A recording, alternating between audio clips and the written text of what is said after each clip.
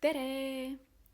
Täna räägime jälle aeglases eesti keeles ja ma räägin teile oma nädalavahetusest. Ma käisin nädalavahetusel sõpradega mägedes matkamas. Ma olen praegu Itaalias. See tegelikult ei olnud isegi matk, sest me matkasime ainult 45 minutit või 3/4 tundi. See ei olnud väga raske, aga eesmärk oligi lihtsalt puhata ja telkida ja chillida.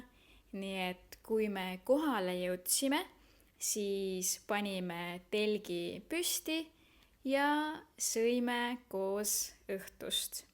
Aga juba siis oli päris tuuline ja natukene jahe.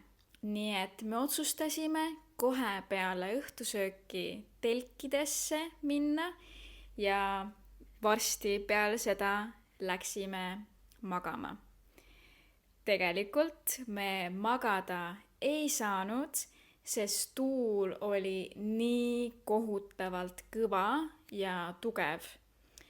Nii et kohe, kui päike tõusis, siis me otsustasime tagasi auto juurde minna. Nii et sellel ööl me ei maganud ja kell 5 hommikul sõitsime juba tagasi. Kas sulle meeldib telkida?